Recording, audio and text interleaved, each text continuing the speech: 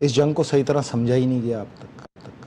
اس کو غزہ جنگ بتایا جاتا ہے, اس کو فلسطین جنگ بتایا جاتا ہے. یہ غلط بات ہے. یہ جنگ ہے بیت المقدس کی آزادی کی جنگ. وہ فلسطین دو حصوں میں تقسیم ہے, ایک ویسٹ بینک میں, ایک غزہ میں. بالکل ٹھیک. ویسٹ بینک میں وہ ہے جنہوں نے سرنڈر کیا, بالکل ٹھیک ہے, وہ عبوری حکومت قائم ہوئی, اس کے آگے دین اور دنیا کے ساتھ چلنے والے ویسٹ بینک کے فلسطینی کہلائے.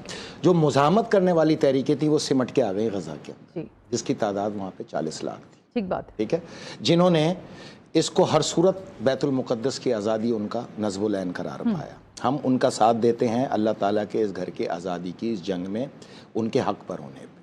ہمیں کوئی اس سے سروکار نہیں. فلسطین کی زمین کہاں ہے, کشمیر کی کہاں ہے, اس کی کہاں ہے. یہ زمینوں کی جنگ لڑنا ہمارے یہاں حرام ہے. اللہ کے گھر کی جنگ لڑنا ہی عین عبادت ہے, فرض ہے, یہی جہاد ہے, اسی کو جہاد کہتے ہیں. تو ہم دیکھیں ایک مجاہد کا کام کیا ہوتا ہے کہ وہ آپ ٹریول کرتے ہیں جہاز میں, جی ایسٹیمیٹ ارائیول ٹائم آتا ہے, جی آتا ہے نا. تو ایک ٹائم فریم ہوتا ہے کہ اس ٹائم تک 2 پہنچنا گھنٹے, ہے. 3 گھنٹے, 18 گھنٹے. اگر بیچ میں ڈیلے ہو جائے, اترے, ریفیولنگ کرے, یہ that's a different matter. But estimate arrival time جو آپ کی فائنل ڈیسٹینیشن ہوتی ہے. درست ہے. تو اس چیز کو یاد رکھ لیں کہ مسجد اقصیٰ کی آزادی ہی اس کا فائنل ڈیسٹینیشن ہے. جب تک یہ نہیں ہوگی یہ جنگ نہیں رکے گی. بھول جائیں اس کو, اپنے ذہن سے کھرچ کے پھینک دیں. نہ اس میں کسی کے کردار کی ضرورت ہے, نہ ہم نے کسی سے مدد کی آج تک توفیق رکھی ہے, نہ کوئی آیا. جو پہنچے وہی لڑ رہے ہیں. دیکھیں ایک مجاہد کا کام کیا ہوتا ہے, ایسٹیمیٹ ارائیول ٹائم دے. کیوں؟ کیونکہ اس سے اس کی جد و جہد میں تیزی آتی ہے, تحریک رہتی ہے, اس میں لگن ہوتی ہے. اگر اس ایسٹیمیٹ ٹائم تک وہ کامیاب نہیں ہوتا تو وہ اپنا مواخذہ کرتا ہے, وہ کہتا ہے اللہ کی مدد اور نصرت شامل تھی, کوتاہی ہم سے ہوئی. اب کل صبح سے ہم ایک نئی تحریک کا آغاز کریں گے, دوبارہ لڑیں گے. تو ہم ایسے متواتر امتحانوں سے گزرتے ہوئے آئے ہیں جس میں بڑا کردار جب جنگ کی فائنل ڈیسٹینیشن پہ پہنچنے کے قریب ہو جاتے تھے, جنگ کو فتح کرنے کے قریب ہوتے تھے, تو مسلمان ملک بادشاہ مذاکرات لے کے اتر جاتے تھے. جب اسرائیل کو پٹائی لگی یہ مسلمان مذاکرات لے کے اتر گئے. جب فلسطینی شہید ہوئے یہ خاموش تماشائی بنے بیٹھے رہے. تو ایک کردار تو یہ تھا کہ جب جنگ شروع ہوئی تھی 28 اکتوبر کو, ہم سوچ رہے تھے ہماری جنگ صہیونیوں سے, غلط ثابت ہوا. جب 2024 میں پہنچے تو پتہ چلا کہ دیگر نیٹو ممالک امریکہ یہ سب اس کی پشت پناہی پہ برٹش کھڑے ہوئے ہیں. لیکن 2024 کے مڈ میں جب ہم پہنچے تو ہمیں پتہ چلا کہ صہیونیوں, انتہا پسند عیسائیوں, انتہا پسند یہودیوں کے علاوہ یہ جنگ مسلمانوں سے بھی ہے. مسلمان بھی ان کے سب سے بڑے اتحادی ہیں. کل ملا کے 40 مسلمان ملک سمیت یہ 80 ملک اس جنگ کے اندر موجود ہیں. تو آپ جو جنگ لڑ رہے ہیں وہ ایک عالمی طاقتوں سے جنگ لڑ رہے ہیں, بشمول انتہا پسند ہندو, انتہا پسند یہودی, انتہا پسند عیسائی اور بشمول مسلمان. یہ وہ تاریخی حقیقت ہے جس کو تسلیم کرو, اور نہیں کرو گے تو دنیا تو کر رہی ہے. تمہارے تسلیم کرنے نہ کرنے سے کیا ہوتا ہے, دنیا دیکھ رہی ہے. دیکھیں اس میں 3, اب چونکہ ہم دوبارہ سے اس ٹاپک پہ آئیں انٹرنیشنلی, تو اس کو اب سوچتے ہوئے چلیں کہ یہاں 2 پہلو ہمارے لیے ہیں جو تھے نازک ترین تھے, جس کی وجہ سے اس جنگ میں تعطل آتے رہے. ایک وہ جو قیدی آج 8000 موجود ہیں اسرائیلی جیل میں, یہ وہ قیدی ہیں جو حماس کے مائیں بہنیں, عزیز رشتہ دار ہیں مجاہدوں کے. جب وہ نہیں ملتے تھے یہ ان کو لے جاتے تھے اور گرفتار کر لیتے تھے, جو 10 سال سے وہاں ظلم و ستم کے شکار ہیں. تو نظریہ یہ تھا کہ ان کی رہائی, ہم جتنے بھی مارے جائیں یہ رہا ہوں. دوسرا جو نازک ترین پہلو تھا وہ 25 لاکھ عورتیں اور مجاہد, وہ ان کے مائیں بہنیں, ان کے بزرگ جو رفح بارڈر پہ پھنسے ہوئے ہیں, جس کو اسلامی ملک مصر نے آج تک پھنسا کے رکھا ہوا ہے. اگر یہ صرف گیٹ کھول دینا اور یہ نکل جائیں تو جنگ کا پیمانہ دوسرا ہوتا.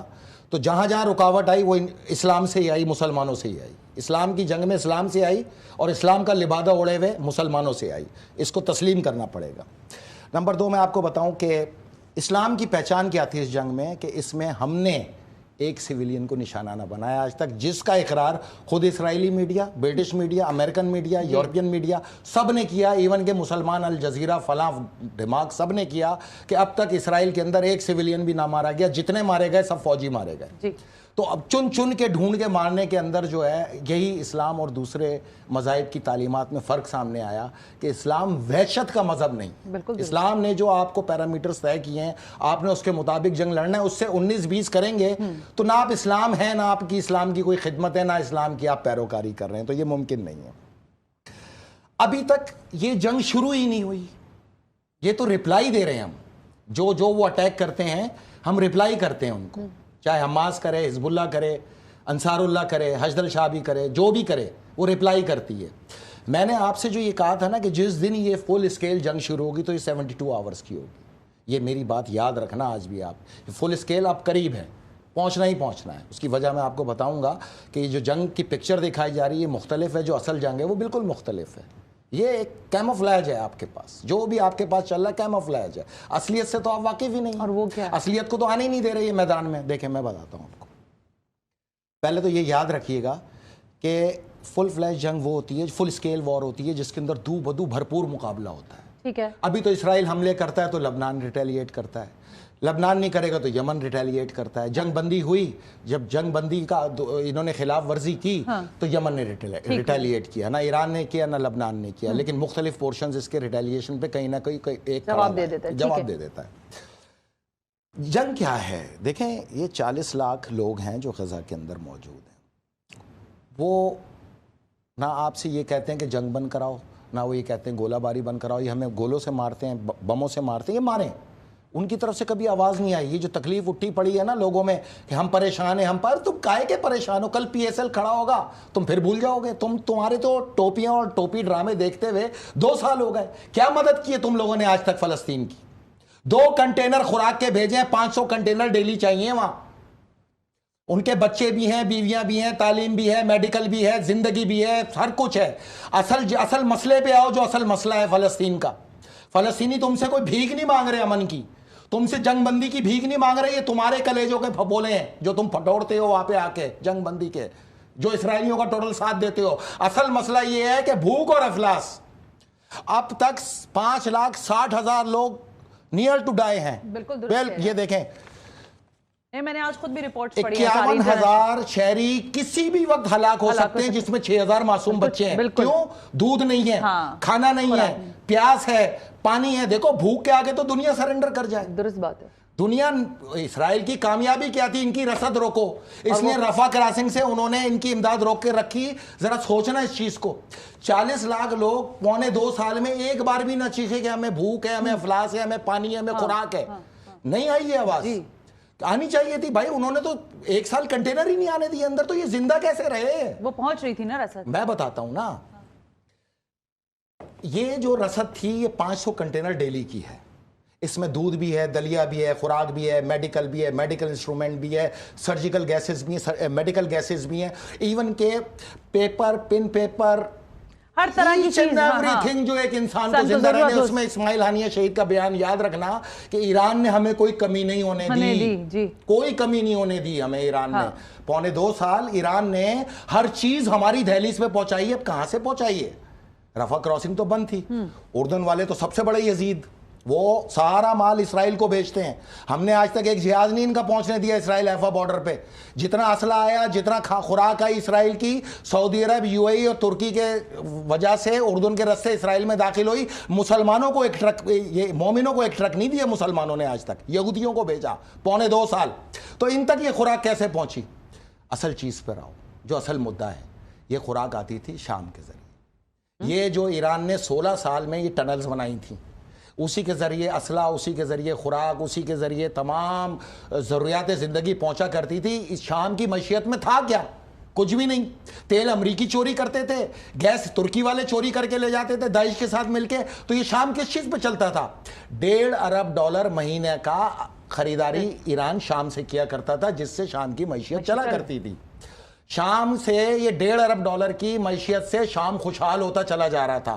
اس کا مطلب ہے 14-15 ارب ڈالر سال کی جو خریداری تھی غذا کی، خوراک کی، فلسطین کی، وہ تھی شام سے، یہاں سے خریدی جاتی تھی، اور پھر انٹرنلز کے ذریعے 400 کلومیٹر ٹریول کرتے ہوئے یہ غزہ تک پہنچا کرتی تھی۔